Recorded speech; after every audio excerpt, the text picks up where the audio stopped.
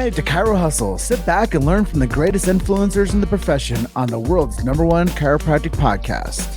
Before we dive into this powerful episode, please remember to subscribe to our channel and give us a 5-star rating on iTunes and continue hustling. This episode is sponsored by Imaging Services, Chiro Health USA, Chiro Moguls, Chiropractic Rocks, Pure Chiro Notes, Titronics, doTERRA, Sherman College of Chiropractic, New Patients in a Box, the Influencer Authority Podcast Training, and Prime Spine Consulting. Let's hustle. Hey guys, welcome to episode 318 of the Chiro Hustle podcast. I am your co-host Luke Millette, and here's your host Jim Chester. So today we had the opportunity of interviewing Dr. Scott Vatcher, and if you want to hear more about moving it or losing it with chiropractic, stay tuned. Welcome back. It's another episode of the Chiro Hustle podcast. Today we have Dr. Scott Vatcher coming in from Australia. Luke is coming in from Michigan, and I am in the beautiful state of Colorado.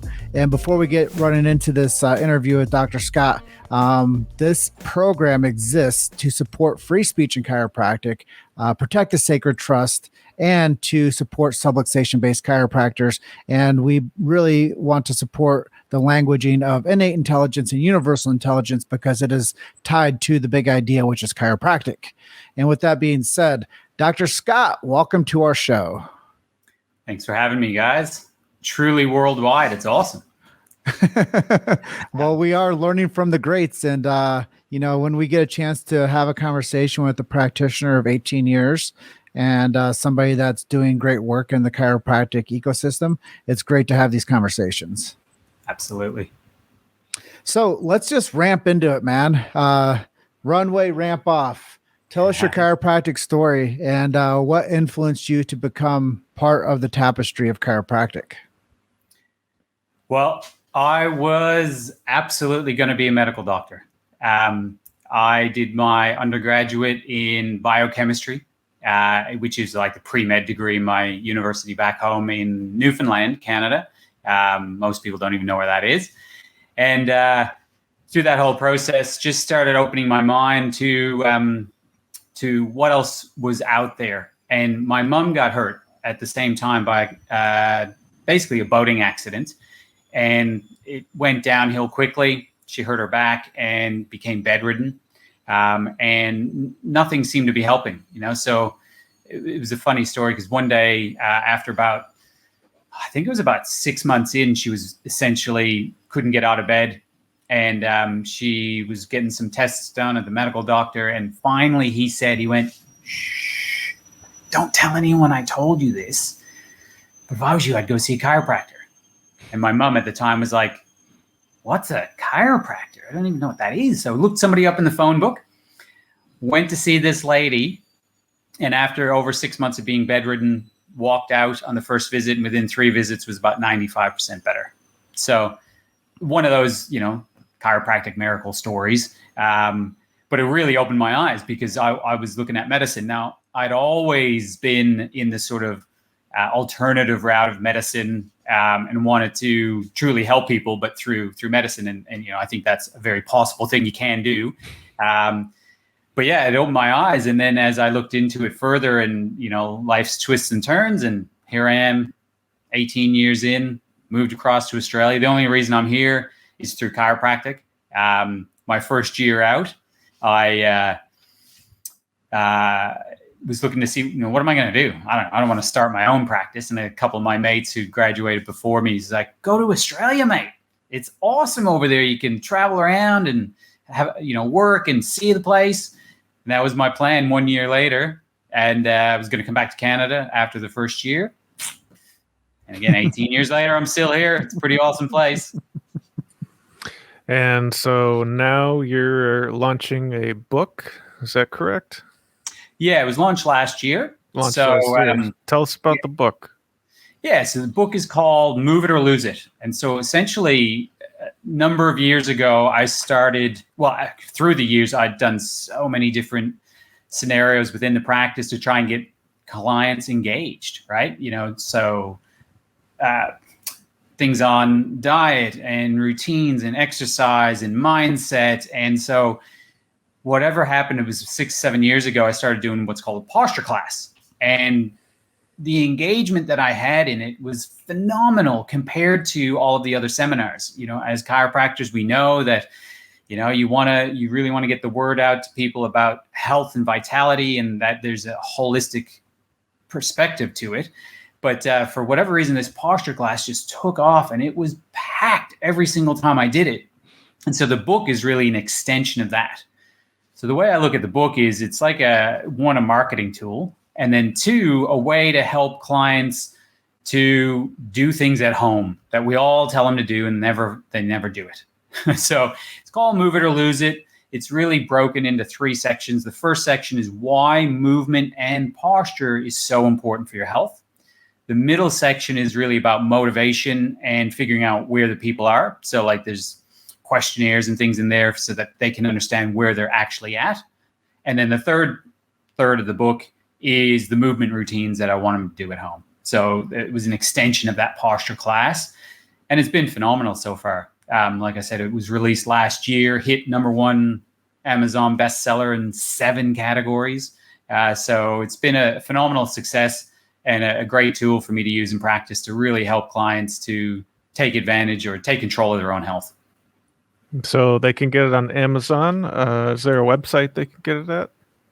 Yeah. So Amazon's the best way to get it. Go to my website, drscottvatcher.com. That's going to be the easiest way to find the links. I mean, you can just type Move It or Lose It into Amazon and it'll pop up. Hopefully it's the top one. But yeah, my website's probably the easiest way to look into it. Awesome.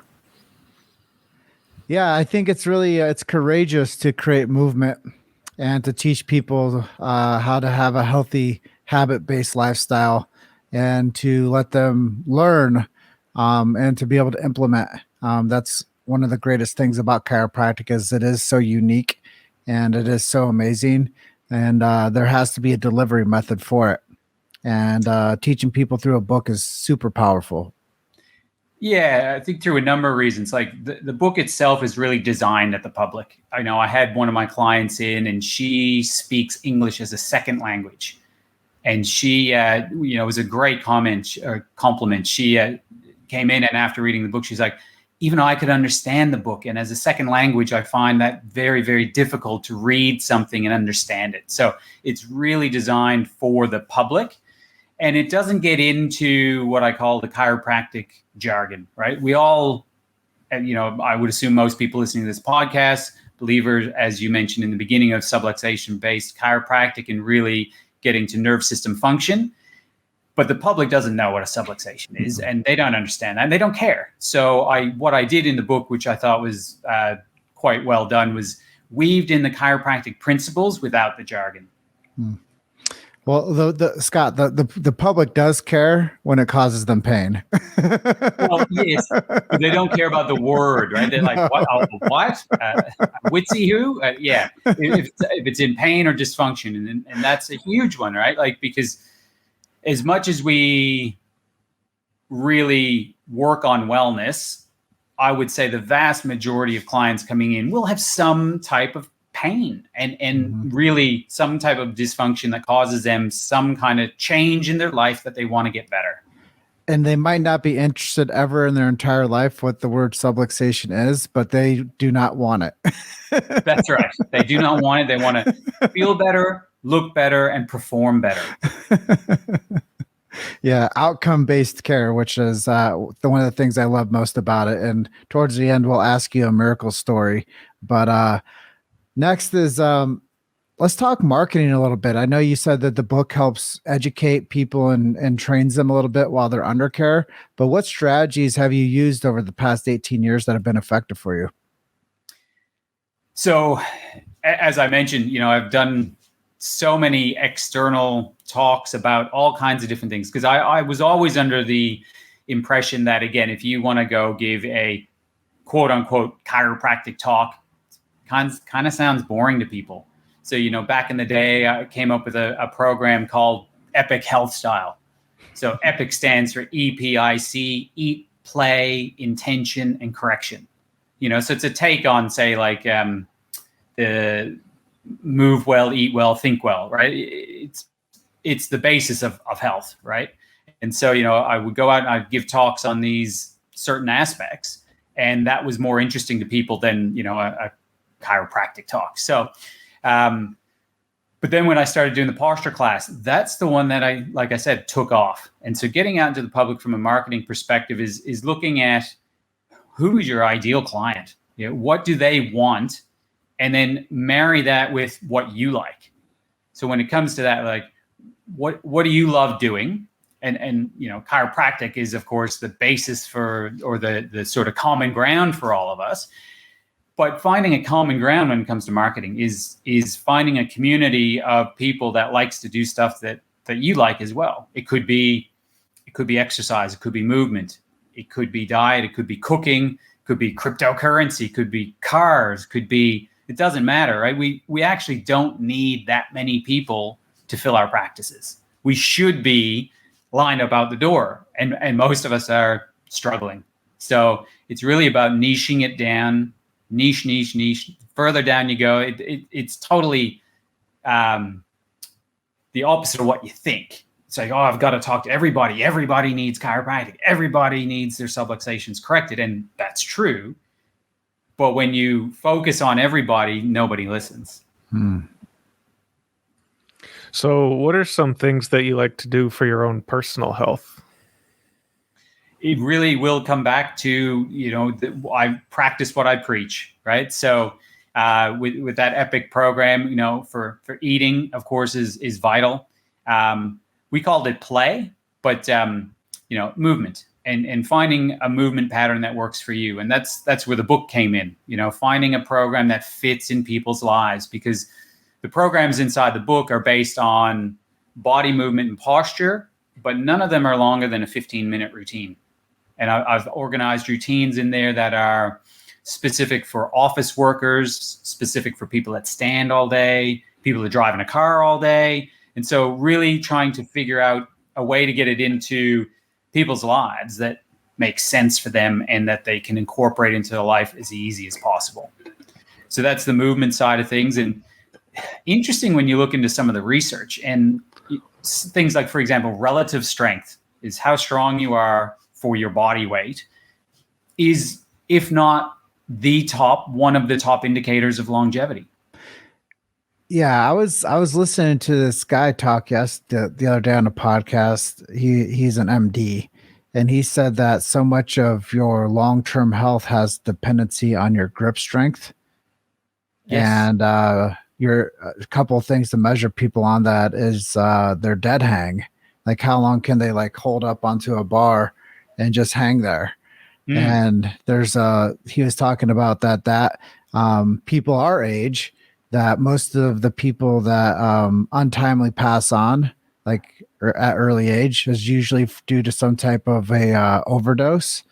I don't know what they're overdosing on, but that's what he said. And then he said that generally after the 60s, people are falling, and that's how that they start the path to passing away, is to fall. And he said that if you're now older with more grip strength and you fall over, you roll out of it and you don't collapse.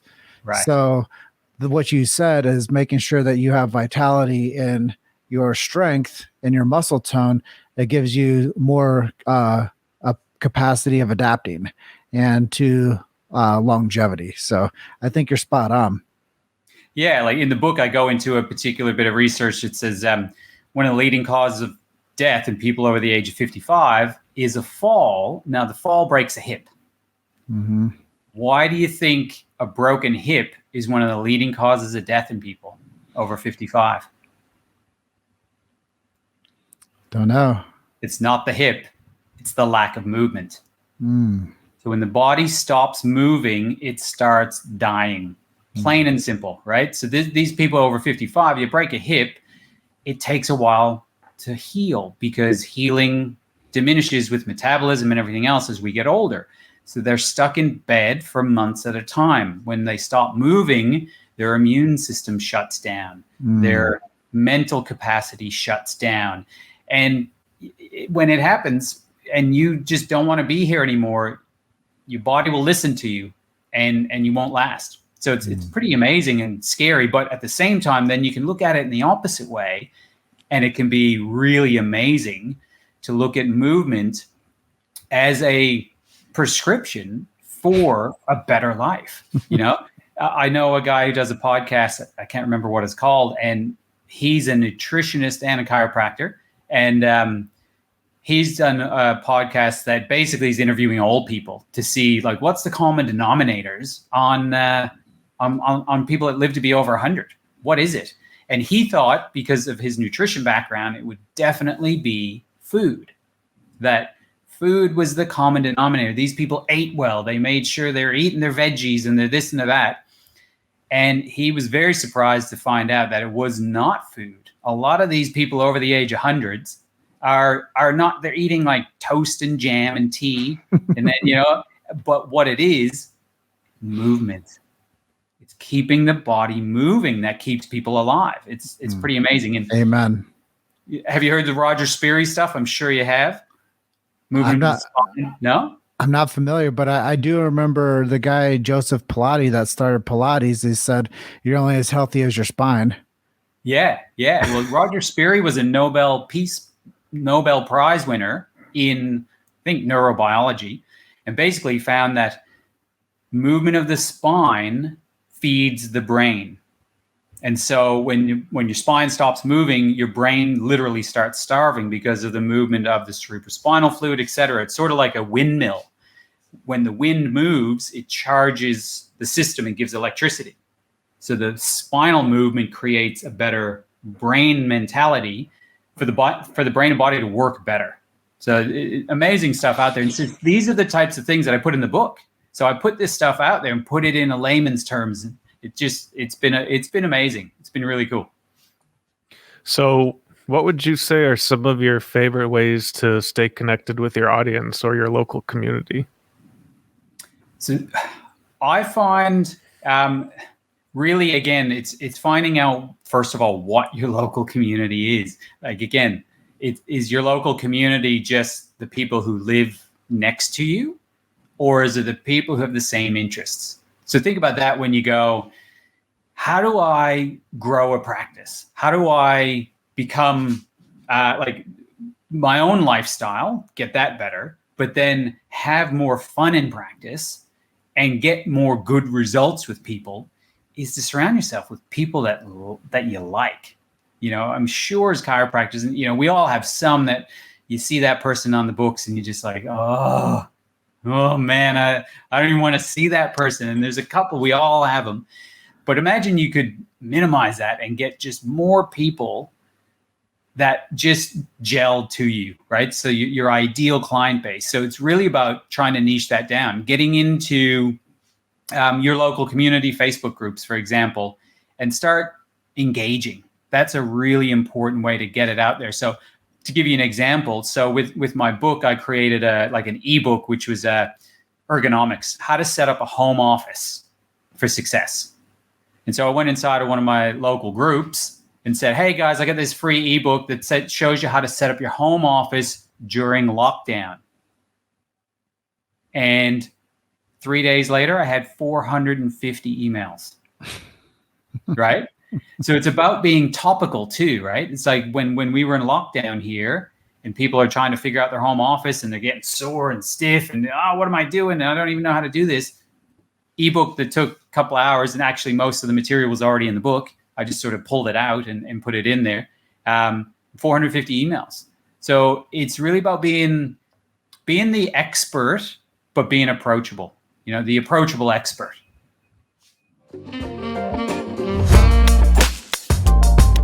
You've made it to Chiro Hustle. Sit back and learn from the greatest influencers in the profession on the world's #1 chiropractic podcast. This episode is sponsored by Imaging Services, Chiro Health USA, Chiro Moguls, Chiropractic Rocks, Pure Chiro Notes, Titronics, doTERRA, Sherman College of Chiropractic, New Patients in a Box, the Influencer Authority Podcast Training, and Prime Spine Consulting.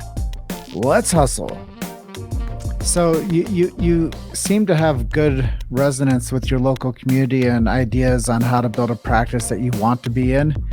Now let's talk about the profession as a whole. You grew up in Canada, you practice in Australia. I know that you probably see both sides of the fence when it comes to geopolitical sets for what's happening. And then you have a lot of influence probably from the American chiropractic profession as well. Where do you see the profession going? Like, I mean, I know that some people want it just to be musculoskeletal, like care. Some people just want to see it as like an expensive Advil. But where's your headspace around the profession? Where do you see it going in the next 2 decades? Yeah, it was funny. There's a really cool study done. I actually did a talk on this in Perth. Have you guys ever been to Australia? Not yet. Hopefully they'll let me in someday. Yeah. So this study done, and it was done in the Chiropractic Institute for Alternative Futures. And it was, measuring out to 2025, which obviously is not very far. So there's 4 scenarios.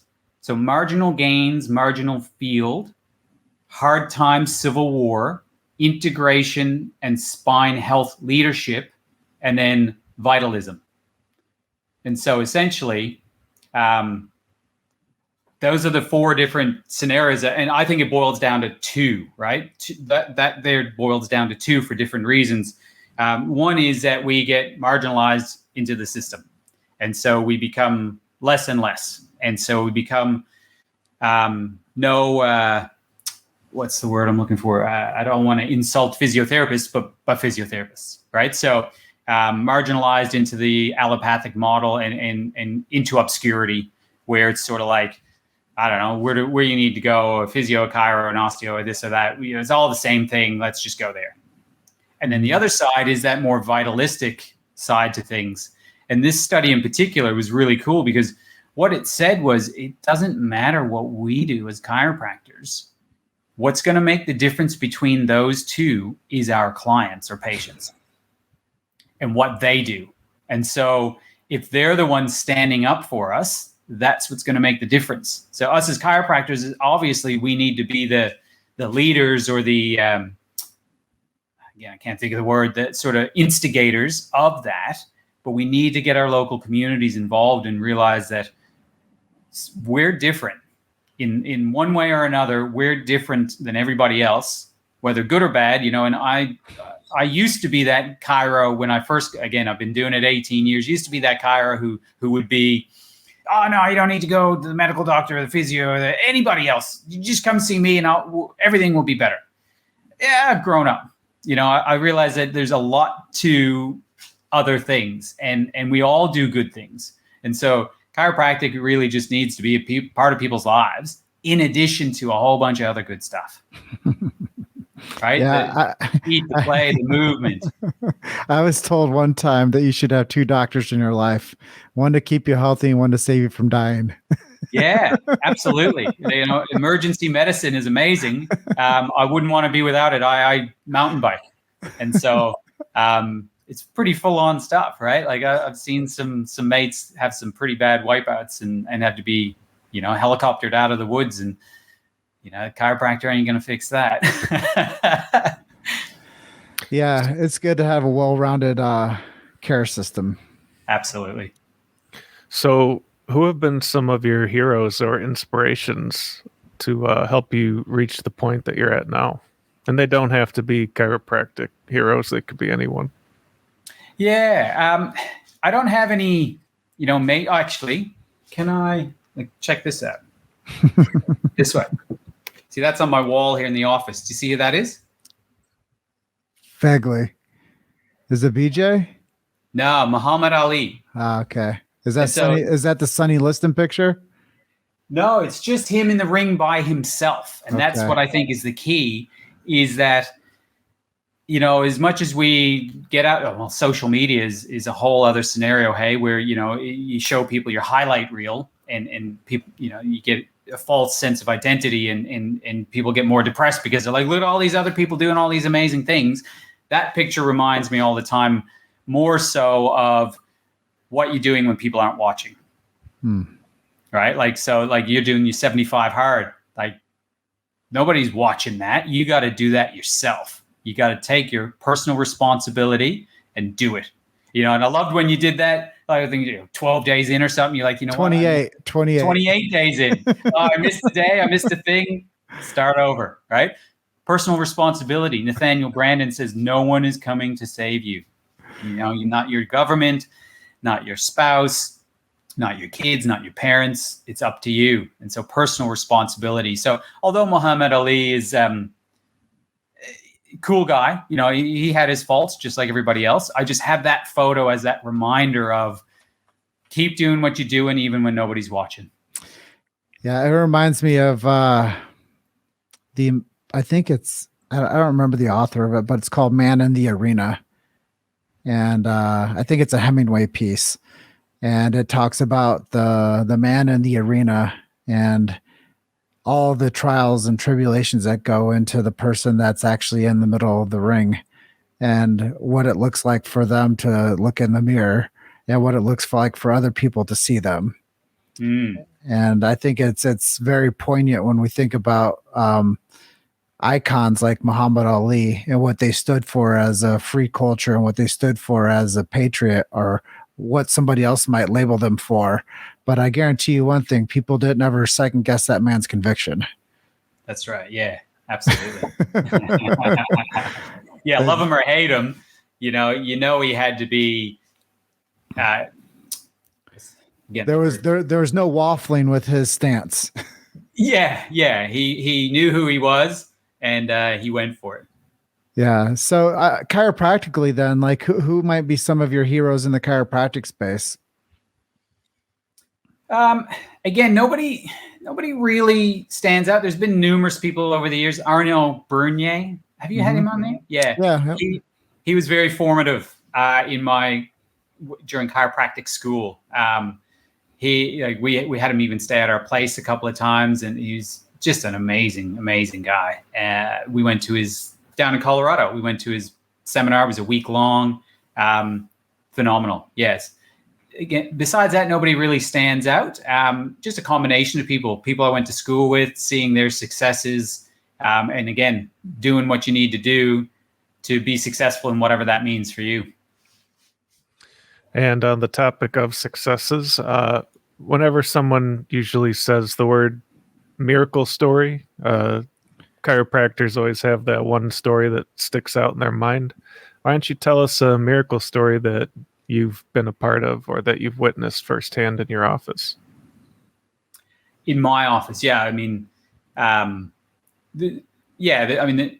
there's lots of them, but one that does stand out was this lady. It was probably my first 2-3 years of practice, so a good 16 years ago.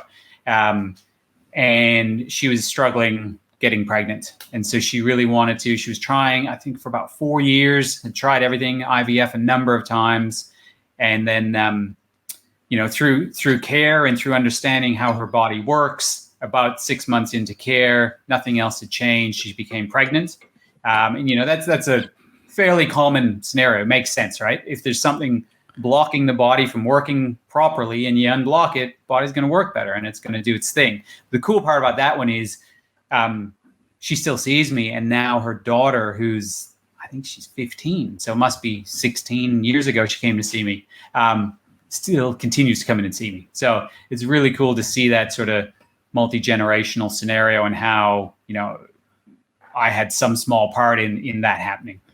I think, Dr. Scott, that's what we call generational health.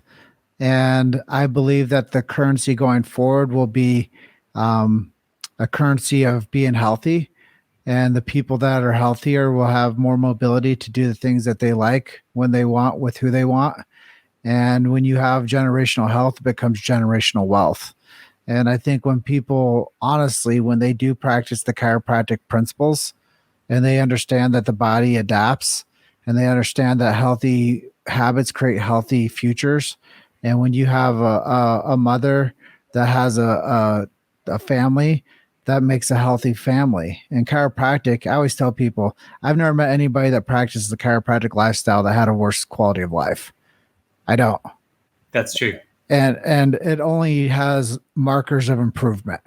And when people do practice healthy habits and they do practice chiropractic principles and they stay healthy with a practitioner that helps them along the journey of life, there's no better outcome. And that's why I really believed since day one that chiropractic was the health provider of choice for myself. And I've done the work that I could to influence as many people into the power of chiropractic that I can. And that's really the future, I believe, is what you're talking about, is the patient will stand up for the practitioner. And that's the key to us surviving and thriving. That's how we win this thing, is keep on building inspired families that have higher quality of life, and they support chiropractic. And why wouldn't they? It just makes sense. That's right. Yeah. And on that note, the book is Move It or Lose It, and people can buy it at drscottvatcher.com. Is that correct? Yes, that's probably the easiest way to get into it. Or Amazon or Google search. Exactly right. Yeah, you get straight to Amazon, but probably easier to find it at drscottvatcher.com. The other thing I want to say with that is, for chiropractors, helping them grow their communities and their lifestyles and the practices, is I've created a program called Co-Authorized. And so what it basically does is white labels this book and allows other chiropractors to become co-authors. So they get to write a couple of chapters inside of this already written book. And it comes with everything that goes with it. So it's really, being an author really it's a game changer. And so, but most people will go, you know what, sounds like a great idea, but it's going to take 1,000 hours and $100,000 to get a book. And you're right. And that's why, do you know any actual authors? Probably, if you do, not many, right? Because not many people go through the process. It's bloody hard. It took me 2 years. It's a lot of work, but the accolades are amazing. So as a chiropractor, if you want to have a look at that, just go to that website and have a look and go into the co-authorized section, because that's where I think I'm going to make the biggest difference in the world. That's what I'm excited about, is to get this out to other chiropractors and help them grow their communities. Because I've been doing it for a long time, been very successful and love it, but I want to help other chiropractors who are struggling. Well, Dr. Scott, I want to thank you for being our guest today. It's at this point where we typically ask our guests, is there anything that you wanted to share with our listeners that we did not ask you about? I just did it. Perfect. The only other thing there is to you, Jim, keep up the good work, man. It's amazing. You're doing well. Love it. Yeah. Well, all ships rise when the tide rises. And I believe that when we take care of each other and we support something that's bigger than us, better things happen for a collective. So the reason this show stands the way that it does is we do protect free speech and chiropractic. And we thank you so much for sharing your story and your message and your resources. And you are episode, I believe, 318. So 318. Thank you for being a part of the Chirohustle family. Thank you. All right, Dr. Scott, enjoy the rest of your morning over here. Absolutely. Enjoy your night, guys. All right, we'll see you next time. All right, cheers. Thank you. All right, bye for now. Bye. Thanks for listening to Chiro Hustle. Don't forget to subscribe and check back next week to continue hustling.